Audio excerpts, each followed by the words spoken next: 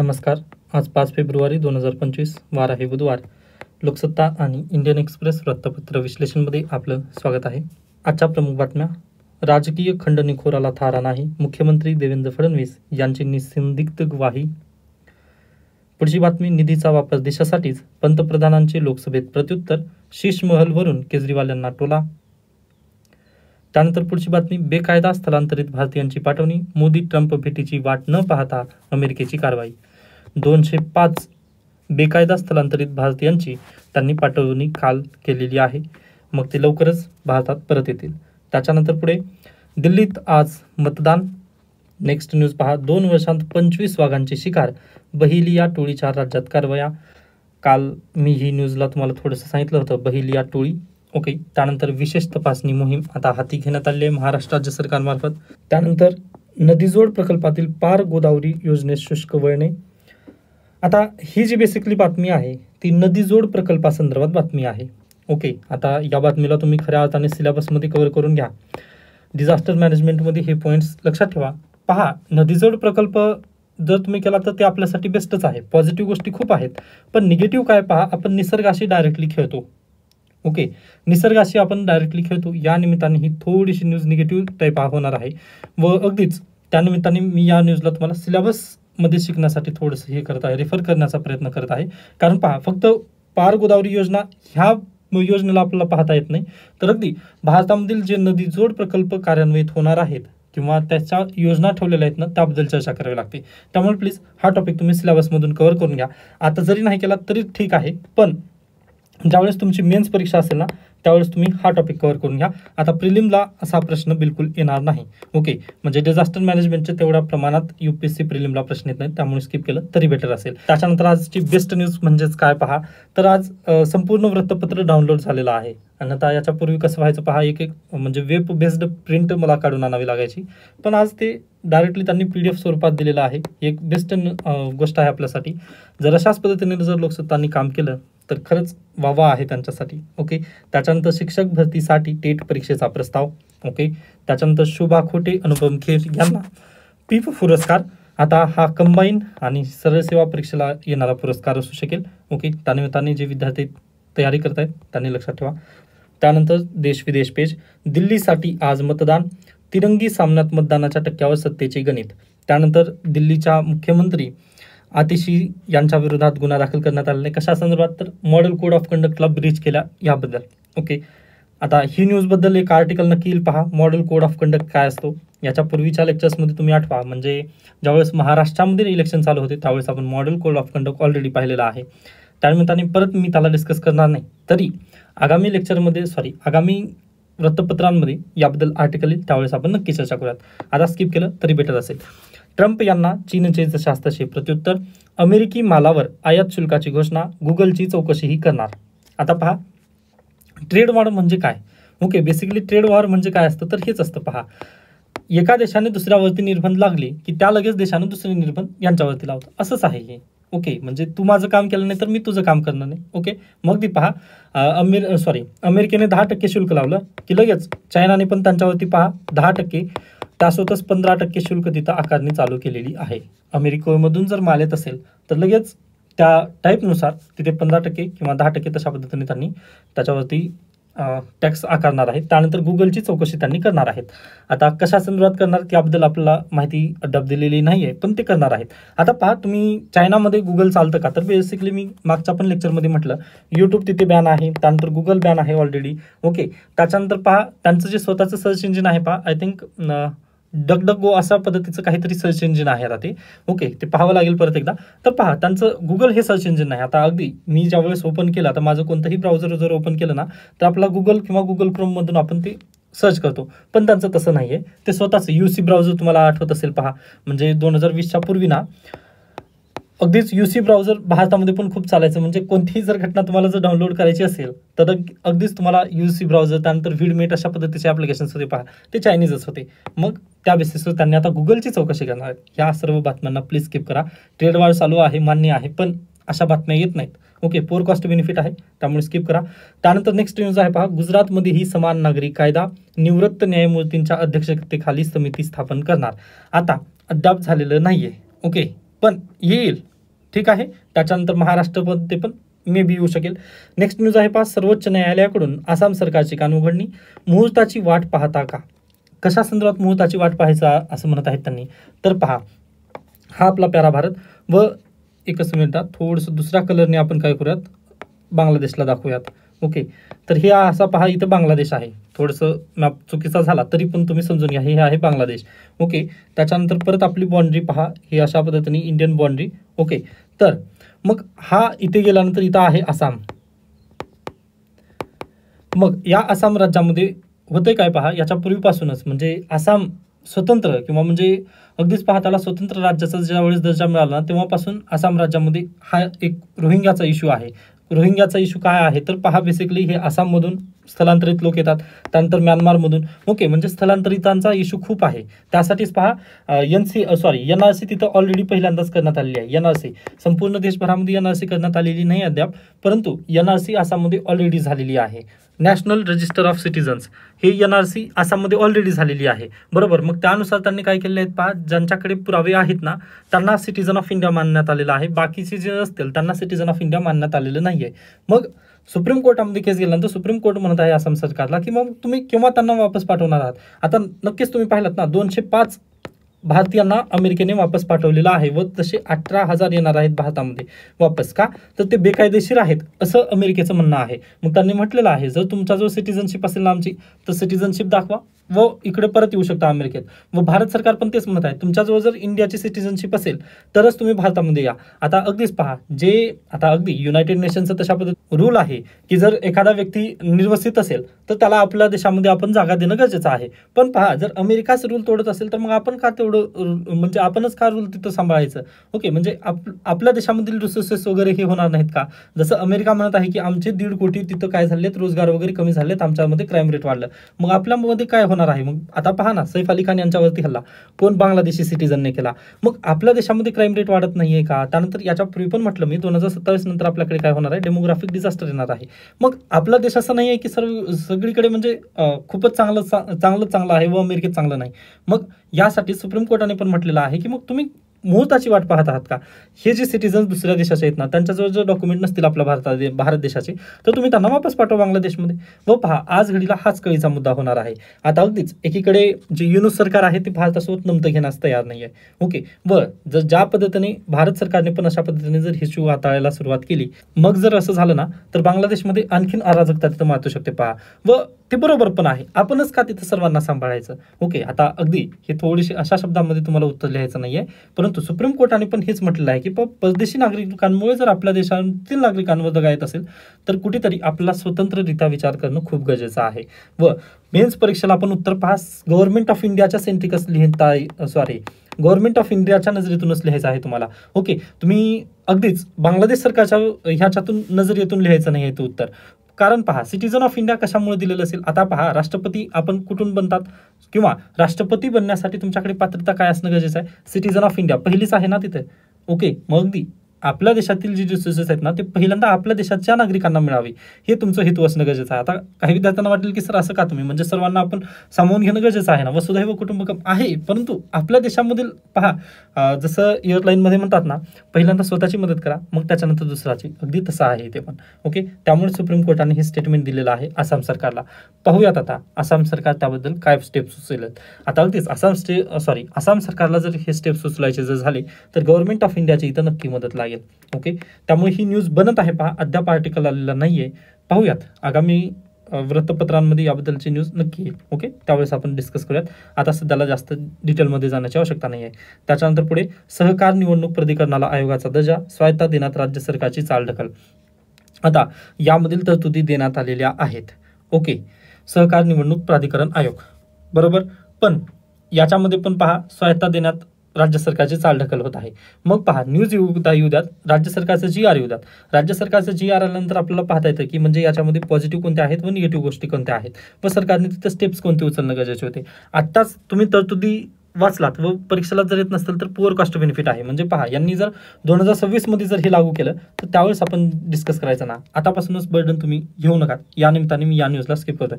बाकी वृत्तपत्र तुमच्याकडे मी पाठवतच असतो टेलिग्रामला, तुम्ही स्वतःहून ही न्यूज वाचून घेऊ शकता. पहा, पण मला पुअर कॉस्ट बेनिफिट वाटली त्यामुळे मी स्किप करतोय. त्याच्यानंतर स्वस्त विजेचे अनाकलनीय गणित. कालची न्यूज मी तुम्हाला सांगितलं की MSCDCL काय करणार आहे तर दर कमी करणार आहे, पण 75 ते 300 युनिट जे ग्राहक वापरत आहेत त्यांचे बिल तिथं वाढवणार आहेत. बरोबर. मग त्याची दुसरी बाजू किंवा हे टीकास्त्र त्यांनी केलेलं आहे. हर्षल प्रधान शिवसेनेचे प्रवक्ते आहेत, त्यानिमित्ताने ही पण बातमी आपण स्किप करा. काल जी महत्त्वाची बातमी होती मी ऑलरेडी डिस्कस केली. त्याच्यानंतर अणुऊर्जा. आता अणुऊर्जा व UPSCला हाच प्रश्न इथं बेसिकली विचारला जातो. सर्वांना माहिती आहे अणू. ओके.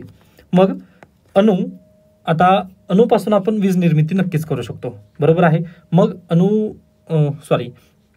अणुभट्ट्या ज्या आहेत त्यामध्ये कशा पद्धतीने वीज निर्मिती केली जाते हे थोडंसं पाहणं गरजेचं आहे. एक असतं पहा फ्युजन रिॲक्शन आणि दुसरी असते फिजन रिॲक्शन. ओके. UPSC जास्त करून याबद्दलच भर देतं. पहा, आता याला मराठीत काय म्हणतात, एकच मिनिट द्या. हां, तर पहा, मराठीमध्ये हे रूपांतर दोन प्रकारे करतात येते. नाभिकीय विखंडन म्हणजे फिशन रिॲक्शन आणि नाभिकीय सम्मिलन म्हणजेच फ्युजन रिॲक्शन. आता हा आहे पहा अणू. ओके. आता थोडासा मोठा आहे आपला अणू, परंतु लक्षात घ्या हा आहे अणू. ओके. मग यावरती ना न्यूट्रॉन्स प्लस प्रोटॉन्स असतात. बरोबर आहे. ओके.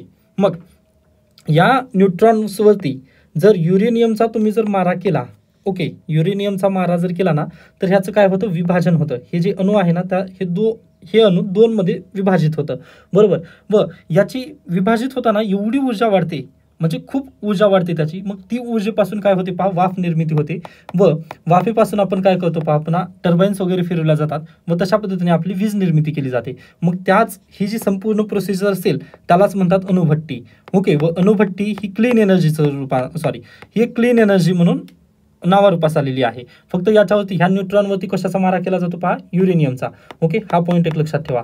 मग आता इथून परीक्षेला काय येण्याचे चान्सेस आहेत तर युरेनियम कुठं कुठं मिळतं, भारतामध्ये युरेनियमचे साठे कुठे कुठे आहेत हे लक्षात घ्यायचं आहे तुम्हाला. ओके. तर यासाठी म्हणजे आता अगदीच हे पूर्ण आर्टिकल आपल्यासाठी गरजेचं नाही. जे जिओग्राफी ऑप्शनलचे विद्यार्थी आहेत ना त्यांच्यासाठी महत्त्वाचं आहे, पण प्रिलिम्ससाठी आपल्याला काय महत्त्वाचं गरजेचं आहे तर अगदी न्यूट्रॉनवरती मारा केला जातो व न्यूट्रॉनवरती मारा केल्यानंतर पहा त्याचं जे हीट आहे किंवा त्याची जी एनर्जी आहे ती जास्त वाढते. ओके. उष्णता या अणूची जास्त वाढते. मग उष्णता वाढल्यानंतर पहा त्या उष्णतेचं वाफेमध्ये रूपांतर केलं जातं. ओके. व वाफेपासूनच टर्बाईन फिरवून आपण काय करतो, वीज निर्मिती केली जाते. यालाच अणुभट्टी अशा पद्धतीने म्हणतात. व ही आहे फ्युजन रिॲक्शन आहे. न्यूक्लिअरची जी फ्युजन रिॲक्शन आहे ही म्हटली जाते. बरोबर. मग आता फ्युजन रिॲक्शनवरती कोण काम करत आहे तर चायना काम करत आहे. ओके. हा पॉईंट लक्षात ठेवा. फ्युजन रिॲक्शनवरती चायना काम करत आहे सध्याला. ओके. जर चायनाने तर जर सक्सेसफुल करून दाखवलं ना फ्युजन रिॲक्शन तर अगदी पहा म्हणजे क्लीन एनर्जीसाठी आपलं ते खूप महत्त्वपूर्ण ठरेल. जे की आज घडीला आपल्याला एनर्जी जर घ्यायची असेल म्हणजे आता ऊर्जा कशातून मिळते आपल्याला तर अगदी पहा जसं पेट्रोल, डिझेल, त्याच्यानंतर लाकूड. ओके. आता अगदीच नैसर्गिकरित्या आहे ते, पण लाकडापासून पण आपल्याला ऊर्जा मिळवता येते. बरोबर आहे. मग ह्या जर गोष्टी तुम्ही जर पाहिलात ना म्हणजे अगदी एनर्जीसाठी आपण लाकूड जातो, मग यामधून काय होणार आहे किंवा पेट्रोल डिझेल जरी ज्वलन जर झालं ना त्याचं काय होतं पहा, कार्बन इमिशन होतं, CO2 बाहेर निघतं. बरोबर आहे. मग कार्बन आपला जर कमी करायचं असेल, कार्बनला जर कंट्रोल करायचं असेल तर न्यूक्लिअर फ्युजन रिॲक्शनवरती काम करणं गरजेचं आहे. मग तेच चायना सध्याला वर्क करत आहे व भारतामध्ये सध्याला फ्युजन रिॲक्शन आहे जी की मी तुम्हाला सांगितलं ना की न्यूट्रॉनवरती युरेनियमचा मारा केला जातो व अशा पद्धतीने ही रिॲक्शन घडून येते व अणुभट्टीमधून आपल्याला वीज निर्मिती करता येते. ओके. हा फक्त पॉईंट तेवढं लक्षात ठेवायचा आहे तुम्हाला. डन. त्याच्यानंतर व्हिक्टर मेनेझिस हे व्यक्तिवेद आहे जे की कंबाईन परीक्षेला जास्त करून येतं, महत्त्वाचं आहे, आपल्यासाठी नाही आहे. त्यामुळे जे विद्यार्थी कंबाईन परीक्षेची स्टडी करायचे त्यांनी प्लीज हा न्यूजपेपर किंवा हे जे व्यक्तिवेद आहेत ते वाचून घ्या. आता पहा मी व्यक्तिवेद का घेत नाहीये तर डेली एक व्यक्ती येतं या व्यक्तिवेदमध्ये. ओके. व डेली UPSCसाठी तेवढं लक्षात ठेवणं खरंच मानवी मेंदूला हे थोडंसं अशक्य आहे, कारण डेली रिव्हिजन पण करायचं असतं. यामुळे मी या न्यूजला अशा स्किप करत असतो. ओके. त्याच्यानंतर पुढे चला आहे बहुमत म्हणून. आता राष्ट्रपतींचं जे अभिभाषण झालं संसदेमध्ये त्याबद्दलचा हा आर्टिकल आलेला आहे जे की आपल्यासाठी बिलकुल कामाचा नाही आहे. आता यांचं म्हणणं काय आहे तर राहुल गांधींनी जे स्पीच दिलं, ओके, आता व्होट ऑफ थँक्स द्यावं लागतं. राष्ट्रपतींनी अभिभाषण दिलं ना तर त्याबद्दल थोडंसं संसदेमध्ये चर्चा होते. बरोबर. मग राष्ट्रपतींच्या भाषणाच्या चर्चेदरम्यान राहुल गांधींनी सरकारवरती टीका केली व सोनिया गांधी यांनी राष्ट्रपतींवरती टीका केली. मग हे दोघांनी टीकाच का केली म्हणून बीजेपी काय करत आहे, त्यांच्यावरती त्यांनी जे भाषण केलेलं आहे ते संसदेच्या कामकाजामधून काढून टाकण्यात यावं असं त्यांनी म्हणत आहेत. ओके, मग आता हा कुठला पॉईंट असला असं लेखकांचं म्हणणं आहे की राष्ट्रपतींचं कौतुकच का करायचं. व अगदी त्यांचा पण मुद्दा बरोबर आहे पहा, कारण आपला जो भारत देश आहे तो गणराज्य आहे. ओके, राजेशाही आहे का आपल्या देशामध्ये, तर बिलकुल नाही आहे. व प्रत्येकाला त्यांची मतांची मांडणी करण्याचं तिथे हे देण्यात आलेलं आहे, त्यांना स्वातंत्र्य दिलेलं आहे. व तुम्हाला माहिती असेल अगदीच संसदेचे जे एखादे खासदार असतात त्यांनी जर संसदेमध्ये काही एखादा म्हणजे पॉईंट तिथे मांडलेला असेल तर त्यांना अभिव्यक्ती स्वातंत्र्य आहे तिथं व इम्युनिटी तिथं प्राप्त होते. त्यांना अटकेपासून तिथं संरक्षण आहे. पाहताना संसदेमध्ये ते अगदी चर्चा करू शकतात, तशा पद्धतीने त्यांना तिथं इम्युनिटी प्राप्त झालेली आहे. त्यामुळे हा आर्टिकल आहे. पण पहा, मी याला डीपमध्ये घेणार नाही किंवा म्हणजे खरंच बिलकुल कामाचं नाही, त्यामुळे स्किप करा. बाकी पहा, स्वातंत्र्याच्या पाऊल वाटावरचे तंत्रज्ञान. आता हा पण आर्टिकल दिसायला थोडासा डरावना आहे, पण काहीच नाही आहे या आर्टिकलमध्ये. तुम्हाला ज्या गोष्टी माहिती आहेत ना, 1885ला काँग्रेसची स्थापना वगैरे हे सर्व काही दिलेलं आहे. प्लीज स्किप करा, यांच्याकडे जाऊच नका. त्यानंतर अर्थसंकल्पातील तरतुदी लाकडी खेळण्याला उद्योगाला चालेल का. आता पहा, हा आर्टिकलचा जो पॉईंट आहे ना किंवा प्रश्नचिन्ह आहे तो खूप महत्त्वाचा आहे. ओके, व अगदी टायटल तर खूप भारी आहे, पण यामध्ये काय दिलंय, अर्थसंकल्पात घोषणा कोणती आहे. हा ठीक आहे, आता अर्थसंकल्पात घोषणा केली पहा, त्यांनी 10,000 कोटींचा फंड उभारण्याची घोषणा केलेली आहे. हा एक महत्त्वाचा मुद्दा, बरोबर. आणि सावंतवाडी कुठं आहे, सातारा जिल्हा. ओके, हा एक पॉईंट तुम्हाला लक्षात ठेवायचा आहे, लाकडी खेळण्यांसाठीचा का. पुन्हा त्याच्यानंतर पहा, इथं अर्थसंकल्पातील तरतूद लाकडी खेळणी उद्योगाला तारेल का, तर अगदी पहा याचे विश्लेषण करणं गरजेचं होतं, पण इथं विश्लेषण केलं गरजेचं आहे. विश्लेषण केलंय का, तर बिलकुल काहीच केलं नाही. त्यामुळे हा पण आर्टिकल स्किप करा. तर अशा पद्धतीने आजचा लोकसत्ता अगदीच संपतो पहा.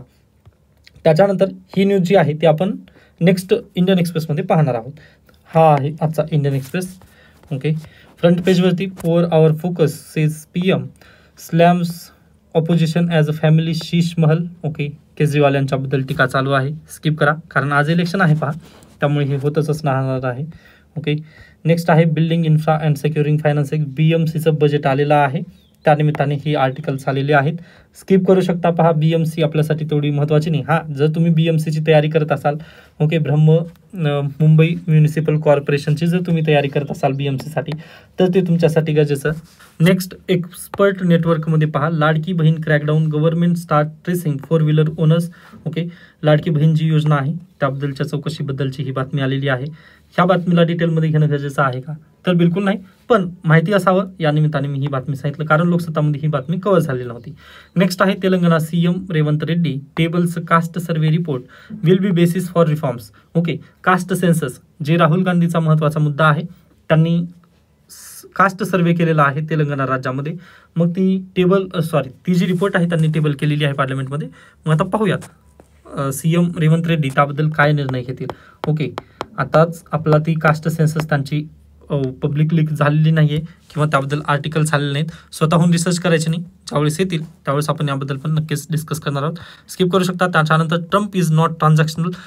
ट्रम्पबद्दल ना आपण म्हणजे अगदीच पहा खूप चर्चा केलेली आहे, आता थोडंसं थांबणं गरजेचं आहे. त्यानंतर इंडियन एक्सप्लेन्ड सिरीज, व हे पेज अतिशय महत्त्वाचं आहे, तर प्लीज स्किप करू नका. पहा, why the RBI could cut repo rate for the first time in 5 years. मागच्या 5 वर्षामध्ये रेपो रेट यावेळेस कट करणं का गरजेचे आहेत असा या आर्टिकलचा अर्थ होतो. तर पहा, आता बेसिकली हा आर्टिकल समजण्यासाठी आपल्याला थोडंसं मागे जावं लागेल 2020मध्ये. ओके, 2020मध्ये जायचं म्हटल्यानंतर 2020ला काय झालं होतं आपल्याकडे, तर कोविड लॉकडाऊन झालेलं होतं, सर्वांना माहिती आहे. मग कोविड लॉकडाऊन झाल्यानंतर पहा, अगदीच जर कंडिशन पाहिलात त्यावेळेस तर मार्केट पूर्णतः आपलं ठप्प होतं, बरोबर आहे. मग सर्वांना भीती याची होती की हेल्थबद्दलची सर्वांना भीती होती तिथे. मग पहा, सर्वजण ऑनलाईन वस्तू असू द्यात किंवा ऑफलाईन असू द्यात खरेदी करायला तिथं चालना होती का, तर बिलकुल नाही. मग मला सांगा, जर एखादी वस्तूच विक्री होत नसेल तर आपली इकॉनॉमी तिथं सस्टेन करू शकेल का, तर आपली जी इकॉनॉमी आहे ना ती चालू शकणार नाही, जे चाक आहे आपल्या इकॉनॉमीचं तर फिरू शकणार नाही आहे. ओके, मग याचसाठी पहा, शक्तिकांता दास जी आहेत त्यांनी काय केले, त्यांनी एक निर्णय घेतला. म्हणजे त्यावेळेस तत्कालीन RBI गव्हर्नर शक्तिकांता दास होते, बरोबर आहे. मग त्यांनी एक निर्णय घेतला की जी जनता आहे ती बँकेत पैसे ठेवू नये, ती पैसे कुठे ठेवावी तर खर्च करावी, त्यांनी जास्त करून खर्च करावा व आपली इकॉनॉमी परत एकदा रिवाईव्ह व्हावी, यासाठी त्यांनी एक निर्णय घेतला. त्यांनी काय केले पहा, जे व्याजदर आहेत ना ते पूर्ण खाली नेले.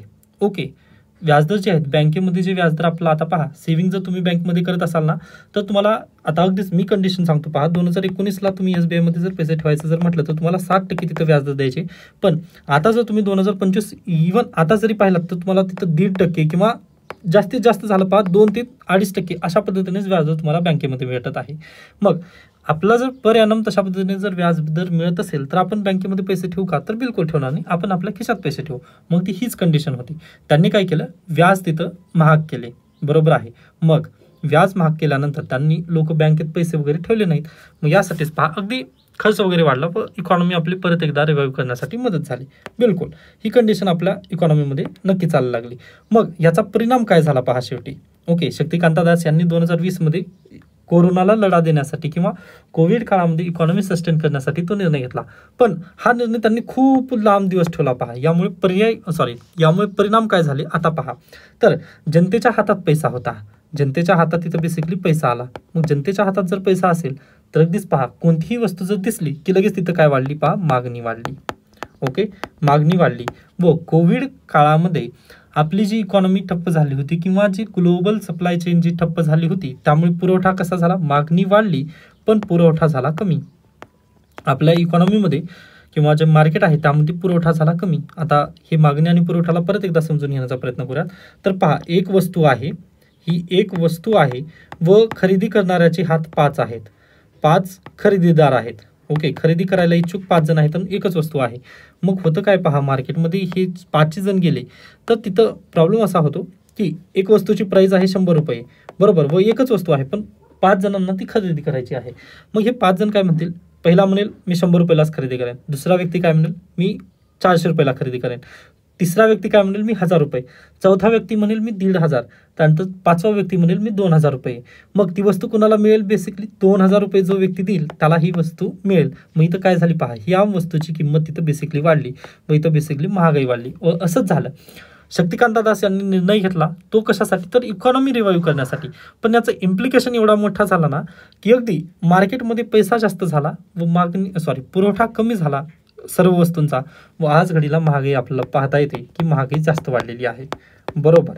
मग आता ह्या महागाईला कमी करायचं म्हटलं तर आपल्याला काय करावं लागेल, तर लोकांच्या हातामध्ये जेवढा पैसा आहे ना तो कमी करावा लागेल. मग आता या लोकांच्या हातात जेवढा पैसा आहे ते कसं कमी करता येईल, तर पहा परत त्यांना कुठं सवय लावावी लागेल, तर परत हा जो त्यांच्या हातात पैसा आहे ना तो पैसा त्यांनी बँकेमध्ये परत नेऊन ठेवावं, असं आपल्याला काहीतरी करावं लागेल. मग परत ते काय करणं गरजेचं आहे, तर बँकेचे व्याजदर वाढवणं गरजेचं आहे. की त्यांनी करून काय करतील पहा, आता अगदी 1 ते 2% जर व्याजदर देत असेल बँक तर आपण कोणीही ठेवणार नाही. पण इथं जर आकर्षक व्याजदर जसं की 7% याच्या पूर्वी द्यायची पहा, मी म्हणतोय ना 2019 मध्ये 7% व्याजदर अगदीच मिळायचं सेव्हिंग अकाउंटला. मग ती तशा पद्धतीने जर 7% जर व्याजदर आपला परत एकदा बँक जर द्यायला लागली तर आपलं काय, आपण नक्कीच आपला पैसा जो आहे ना तो गुंतवणूक करतो. किंवा आता सध्याला पहा शेअर मार्केटमध्ये पण गुंतवणूक करता येतं किंवा SIP करता येईल. पण तिथे कसं आहे, मार्केट रिस्क मध्ये आहे ते, बरोबर. मग आपल्याला तिथे डोळे फोडून वगैरे बघत बसावं लागतं. UPSC एस्पिरंट जर तुम्ही असाल तर आपल्याला ते फ्लक्च्युएशन वगैरे पाहत बसण्यासाठी तेवढा वेळ नसतो, बरोबर आहे. त्यामुळे आपण काय करतो, शेअर मार्केटमध्ये वगैरे पैसे गुंतवणूक करत नाही. तर हा आपला जो मनी आहे तो आपण कॅशमध्ये स्वरूपात ठेवतो. मग हा जो पैसा आपल्या खिशात आहे ना तो वापस आपल्याला कुठे ठेवायचा आहे, बँकेमध्ये ठेवायचा आहे. मग यासाठी आता काय करावं लागेल, जे शक्तिकांता दास यांनी 2020 मध्ये अगदीच व्याजदर कमी केले होते ना, म्हणजे बँकेमध्ये ठेवण्याची म्हणतोय बरं मी, व हे व्याजदर परत एकदा वाढवावे लागतील. व मी इथं काय म्हणत आहे, आता बँकेमध्ये ठेवीचे व्याजदर यांनी कमी केले होते, म्हणजेच अगदीच रेपो रेट जो आहे ना तो वाढवावा लागेल. रेपो रेट हे असं कसं असतं पहा, फक्त ही एक संकल्पना आहे. आता अगदी मॉनिटरी पॉलिसी तुम्हाला खूप मोठ्या ब्रॉड पर्स्पेक्टिव्हने ही पाहता येते. फक्त मी एक कंडिशन सांगितली तुम्हाला सेव्हिंग बद्दलची. आणखीन एक आहे पहा, ही रेपो रेट कर्जाबद्दलचं पण आहे.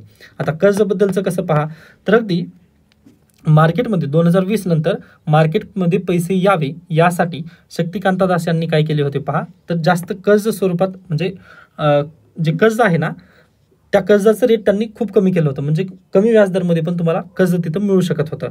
ओके, जसं की अगदी पहा 1.3% 1.3% पर्सनल जर तुमचं लोन जर घ्यायचं असेल ना तुम्हाला, तर 1.5% प्रतिमाह या बेसिसवर तुम्हाला पूर्वी लोन दिलं जायचं. ओके, यामुळे काय होतं तर पहा, अगदी जर तुम्ही 1 लाख रुपये जर काढत असाल बँकेमधून तर तुम्हाला हार्डली पहा तिथं म्हणजे 13,000 रुपये तिथं वर्षाला तिथं व्याज लागायचं. ओके, जर असं स्वस्तमध्ये कर्ज जर मिळत असतील आपल्याला तर प्रत्येकाच्या हातात पैसा परत एकदा येत होता. ओके, या कंडिशनमधून पण शक्तिकांता दास यांच्या निर्णयामुळे तिथं काय झालं होतं कर्ज म्हणजे स्वस्तमध्ये कर्ज तिथं मिळायला लागले होते. का तर कोविडमध्ये रिवाईव्ह करण्यासाठी. पण याचा इम्प्लिकेशन तेच झाला ना की जनतेमध्ये जास्त पैसा आला, जनतेजवळ जास्त पैसा आला व त्याचा आता परिणाम आपण पाहत आहोत की महागाई वाढली. मग आता हे जे लोन आहेत ना, हे पण लोन आपल्याला काय करणं गरजेचं आहे, महाग करणं गरजेचं आहे. व सेव्हिंग जी आहे ती परत आपल्याला सेव्हिंग वापस नेऊन बँकेमध्ये ठेवण्याची सवय लावायची आहे. मग यासाठीच आता मॉनिटरी पॉलिसीची कमिटी बसलेली आहे. 5 ते 7 फेब्रुवारी या दरम्यान यांची बैठक आहे. मग पाहूयात यांनी मॉनिटरी पॉलिसीमधील जे रेपो रेट आहेत ते आता किती बेसिसने कमी वगैरे करतात. ओके, मग याचा इम्पॅक्ट महागाईवरती कशा पद्धतीने होईल व इकॉनॉमीवरती पण कसा इम्पॅक्ट त्याचा होईल हे आपल्याला आगामी लेक्चरमध्ये किंवा आगामी काळात नक्कीच पाहता येतं. ओके, आता पहा, फक्त मी ह्या 2 कंडिशन सांगितलेल्या आहेत, रेपो रेट आणि हे कर्ज आणि ते बँकेची सेव्हिंग्सबद्दल. फक्त ह्या 2 कंडिशनबद्दलच बोललेलं आहे मी. आणखीन मॉनिटरी पॉलिसी यामध्येच होत नाही. मॉनिटरी पॉलिसीला क्वालिटेटिव्ह टूल्स आणि क्वांटिटेटिव्ह टूल्स असतात. आता अगदी काही विद्यार्थी लगेच नंतर कमेंट सेक्शनमध्ये म्हणतील की सर हे तर तुम्ही चुकीचं बोलत आहात. मी तेच म्हणतोय की पहा, याचा एकाचा इम्पॅक्ट दुसऱ्यावरती होतच असतो. त्यामुळे क्वालिटेटिव्ह टूल्स आणि क्वांटिटेटिव्ह टूल्स दोन्ही तुम्हाला माहिती असणं गरजेचे आहेत. व UPSC प्रिलिमचा हा फेवरेट टॉपिक आहे, त्यामुळे शक्य झालं तर प्लीज पहिल्यांदा तुम्ही हे वाचून घ्या, मॉनिटरी पॉलिसी काय असते, त्यांची बैठक कशा पद्धतीने होते. मग ते झाल्यानंतर तुम्हाला हे जे पॉईंट मी बोललो ना ते अगदी योग्यरित्या समजून येतील. ओके, त्याच्यानंतर पुढे आहे आत्मनिर्भर. ओके, पल्सेस आणि आत्मनिर्भरता. आता हा जो आर्टिकल आहे बजेटमध्ये, यावेळेसचं जे बजेट आलं, या बजेटमध्ये काय सांगण्यात आलं की आपल्याला काय व्हायचं आहे, आता आत्मनिर्भर व्हायचं आहे. कशामध्ये, तर डाळीमध्ये आपल्याला आत्मनिर्भर व्हायचं आहे. ओके, त्यानिमित्ताने हा आर्टिकल आलेला आहे. तर पहा, आता हे चॅलेंजेस काय पाहायचे आहेत आपल्याला, आणि चना मूग डाळ स्टोरीज, त्यानंतर रिव्हर्सल टू आत्मनिर्भर, हे पण थोडंसं पाहूयात आपण. पहा, डाळीमध्ये आत्मनिर्भरता आज घडीला आहोत का आपण, तर बिलकुल नाही आहे. आपल्याला डाळ वगैरे दुसऱ्या देशातून घ्यावी लागते. जसं की आफ्रिकन कंट्रीजमधून आपल्याला काय घ्यावी लागते, पहा, तूर डाळ जी असेल किंवा अरहर डाळ जी असेल ना, ते आपल्याला आफ्रिकन कंट्रीजमधून घ्यावी लागते. जसं त्यामध्ये सुडान येतं, त्यानंतर मोझांबिक येतं. या देशांमधून काय करतो पहा, आपण तुरीची डाळ मागवत आहोत. मग दुसऱ्या देशामधून जर डाळ मागवत असो तर आपल्याला काय होतं पहा, तिथं इम्पोर्ट ड्युटी द्यावी लागते, कस्टम ड्युटी द्यावी लागते. व इथे अगदीच पहा, मागणी जास्त आहे व पुरवठा कमी आहे. मागणी जास्त व पुरवठा कमी म्हटल्यानंतर आत्ताच इथं वरी पण पाहिलं ना, हीच कंडिशन होती की मागणी जास्त आणि पुरवठा कमी म्हटल्यानंतर प्राइसेस जास्त वाढले. व अगदी तशाच पद्धतीने पहा, आज घडीला आपण आत्मनिर्भर नाही आहे डाळीमध्ये, या कारणानिमित्त मागणी जास्त आहे व पुरवठा कमी आहे. त्यासाठी आपल्याला दुसऱ्या देशावर निर्भर व्हावं लागतं. बरोबर, मग किमती वाढत चाललेल्या आहेत. ओके, मग यासाठीच केंद्र सरकारने आता एक निर्णय घेतलेला आहे की आपल्याला आत्मनिर्भर व्हायचं आहे. मग त्यासाठी त्यांनी पहा 1000 करोडचं मिशन वगैरे तिथं लॉन्च केलेलं आहे. ठीक आहे, हे झालं मोठामाटी. मग आता आपण ह्याला रिलॉन्च कसं करू शकतो किंवा आपण परत एकदा आत्मनिर्भरता कसं मिळवू शकतो, तर हे लक्षात घ्या. डाळीला जर आपल्याला आत्मनिर्भर व्हायचं असेल तर पहा, आपल्याकडे MSP ऑलरेडी देण्यात येते डाळीवरती. त्यानंतर ऑइल सीड्स ज्या आहेत ना त्याच्यावरती आज देखील आपल्याला काय तिथे MSP दिली जाते. MSP म्हणजेच काय पहा, मिनिमम सपोर्ट प्राईस. ओके, मग आता ही जी MSP आहे ती जर तुम्ही तूर डाळबद्दल जर बोललात तर 7,500 रुपये एवढी आहे. पण खऱ्या अर्थाने जर तुम्ही मार्केटमध्ये गेलात, मंडीमध्ये जर गेलात तर तुम्हाला काय लक्षात येतं, तर तिथं 7,200 एवढाच भाव तिथं दिला जातो शेतकऱ्याला. ओके, मग हे आपल्याला कुठेतरी चेंज करणं गरजेचं आहे. पहा, शेतकऱ्यांना तुम्ही प्रोत्साहनपर राशी जी देणार आहात MSP 7,500 रुपये देणं म्हटलात ना, तर ती तेवढी तुम्हाला मिळून देणं गरजेचं आहे. जेणेकरून पुढल्या वेळेस शेतकरी जर डाळीचं उत्पादन घेत असेल ना, तर त्याला पण तिथं अगदीच प्रोत्साहन व्हावं किंवा अगदी तो मोटिवेट व्हावं डाळ घेण्याबद्दल. ओके, मग यासाठी आपल्याला MSP देऊन तिथं प्रोत्साहित करणं गरजेचं आहे. त्याच्यानंतर आज घडीला जर तुम्ही महाराष्ट्रामध्ये जर कंडिशन पाहिलात तर डाळीचं जास्त स्वरूप कुठे घेतलं जातं, तर मराठवाड्यामध्ये अगदीच ती कंडिशन आहे. त्यामुळे मराठवाड्यात तिथं डाळीशिवाय दुसरा पर्याय नाही. आता अगदीच जे सघन शेतकरी आहेत, म्हणजे आता आपल्या शेतकऱ्यांमध्ये पण 2 वर्ग आपण नक्कीच पाडू शकतो. पहा, एक श्रीमंत आणि एक गरीब. आता श्रीमंत कशावरून म्हटलं, ज्यांची बागायती शेती आहे किंवा ज्यांच्या शेतामध्ये पाणी आहे त्यांना हे अगदी बेस्ट आहे. पण ज्यांच्याकडे पाण्याची उपलब्धता कमी आहे ते आता गरीब शेतकरी असं आपण तिथं कन्सिडर केलं. मग जे गरीब शेतकरी वगैरे ते सोयाबीनकडे कल गेलेला आहे त्यांचा, सोयाबीन याच्याकडे जातात. व जे श्रीमंत आहेत ते ऊस उत्पादन घेतात. पण डाळीचं उत्पादन तिथं घेत आहेत का, बिलकुल नाही. का तर यांनी पहा MSPचं ही कंडिशन आहे. आता अगदी सोयाबीनबद्दल पण जास्त काही चांगली कंडिशन नाही आहे म्हणा, पण आपल्याला रियालिटी ही मान्य असणं गरजेचं आहे की डाळीला कधी तर भाव लागतो किंवा कधी तर नाही. पण सोयाबीनचं उत्पादन अगदी त्या प्रमाणात आहे. या कारणानिमित्त सोयाबीनला जास्त प्राधान्य शेतकरी आपल्याकडे देतात. मग आपल्याला सोयाबीन ऐवजी जर गरीब शेतकरी पण जो शेतकरी गरीब आहे त्यांनी पण जर डाळीचं उत्पादन घ्यावं असं जर आपल्याला करायचं असेल तर आपल्याला काय करणं गरजेचं आहे, तर त्याला MSP पहिल्यांदा देणं गरजेची आहे. व MSP जर आपण तशा पद्धतीने आकर्षक प्राइस जर दिली ना तर ही ऊसाचं उत्पादन पण तो कमी करेल. पहा आता मराठवाड्यातील एक ड्रॉटची कंडिशन खूप महत्त्वाची आहे. आता इथं लातूर जिल्हा दिलेला आहे. पहा लातूर व अगदी या लातूर जिल्ह्यामध्ये तर म्हणजे दुष्काळाची परिस्थिती तुम्हाला सर्वांना माहितीच असेल. 2014-15 तुम्ही आठवू शकता ट्रेनने पाणी आलेला एकमेव जिल्हा लातूर जिल्हा आहे. बरोबर. मग या कंडिशनला जर तुम्ही अभ्यास पूर्ण जर केलेला असाल तर इथे एक प्रॉब्लेम काय आहे शेतकऱ्यांची, तर ऊस उत्पादन. ओके, म्हणजे जमिनीतील पाण्याचा जास्त उपसा झालेला आहे ऊस उत्पादनामुळे. मग या ऊस उत्पादनाला जर आपण कमी करायचं असेल तर याला आपण पर्यायी व्यवस्था उपलब्ध करून देणं गरजेचं आहे, जी की आहे डाळीची.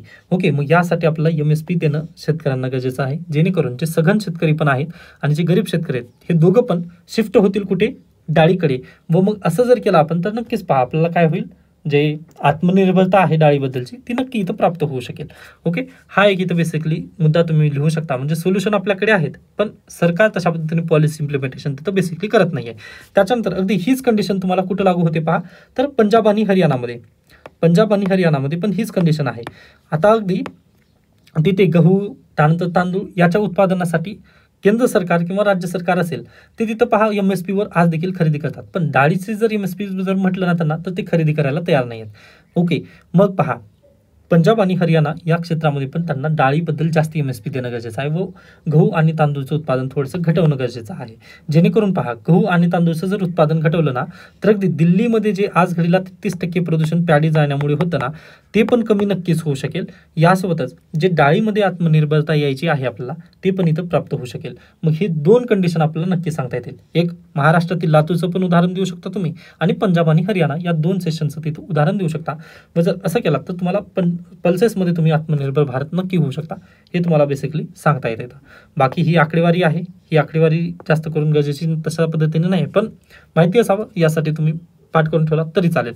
पण पहा याच्या पलीकडे जाऊन आपल्याला काय घेणं गरजेचं आहे किंवा UPSC प्रिलिममध्ये काय प्रश्न येऊ शकतील, तर डाळीचं उत्पादन कुठं कुठं म्हणजे पहिल्यांदा कोणतं राज्य आहे, दुसरं कोणतं राज्य आहे याबद्दल परीक्षेला प्रश्न विचारले जाऊ शकतील. आय थिंक लास्ट इयरला ना रेड ग्रामबद्दल प्रश्न विचारलेला होता 2024च्या प्रिलिमला.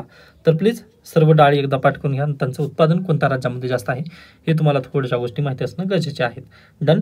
त्याच्यानंतर पुढे चला इन पार्लियामेंट, हे स्किप केलं तरी हे नाही आहे.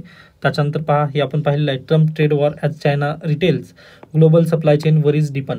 पहा ग्लोबल सप्लाय चेनबद्दल आपण याच्यापूर्वी पण चर्चा केलेली आहे की एका देशाच्या निर्णयामुळे सर्व ग्लोबल सप्लाय चेनवरती इफेक्ट नक्की पडेल व तेच सध्याला होत आहे. ओके, त्यामुळे प्लीज तुम्ही रेग्युलर राहिल्यानंतर तुम्हाला हे सर्व पॉईंट्स मी जे काही बोलत आहे ना ते लवकरात लवकर तुम्हाला समजून जातील. ओके, कारण एक मुद्दा जो आहे ना तो दुसऱ्या दिवशीच्या आपण लेक्चरवरती अवलंबून असतो. त्याच्यानंतर द वर्ल्ड म्हणजे अटॅक वगैरे झालेला आहे स्वीडनमध्ये, जे की आपल्यासाठी गरजेचं नाही. स्पोर्ट्स न्यूज आहेत. तर अशा पद्धतीने आजचं इंडियन एक्सप्रेस इथं संपतं. याबद्दल काही शंका काही सजेशन असतील तर नक्की सांगू शकता. धन्यवाद.